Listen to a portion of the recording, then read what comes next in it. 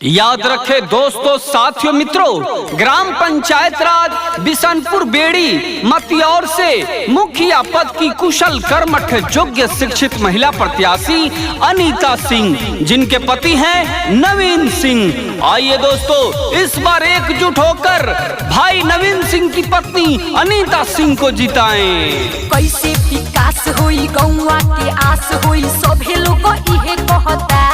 ई चाचा अरे सुनी जी, कैसे विकास होई केकरा प आस होई, सभे लोग इहे कहता। हाँ, टूटल बनौली हो गौवा के गली हो, दिक्कत भइल रहता कि पार्टी चोहिता निमन नेता लावे के बाहो। सुनो ना, विजयी के झंडा लहा रावे के बहो नवीना, अनीता जी के विजयी बा नावे के बहो चाचा।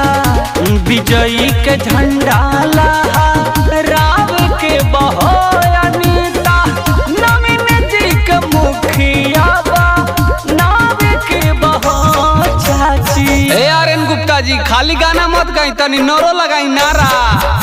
नवीन भैया जिंदाबाद जिंदाबाद जिंदाबाद, अनीता सिंह जिंदाबाद जिंदाबाद जिंदाबाद, नवीन भैया जिंदाबाद जिंदाबाद जिंदाबाद, अनीता सिंह जिंदाबाद जिंदाबाद जिंदाबाद, नवीन भैया जिंदाबाद जिंदाबाद जिंदाबाद। हमारा मुखिया कैसा हो, अनीता सिंह जैसा हो। हमारा मुखिया कैसा हो, नवीन सिंह जैसा हो। हमारा मुखिया कैसा हो, अनीता सिंह जैसा हो। हमारा मुखिया कैसा हो, नवीन सिंह जैसा हो। हमारा मुखिया कैसा हो, अनीता सिंह जैसा हो। हमारा मुखिया कैसा हो, नवीन सिंह जैसा हो। नवीन भैया मत घबराना, पीछे सारा जमाना। नवीन सिंह मत घबराना, पीछे सारा जमाना। अनीता सिंह मत घबराना।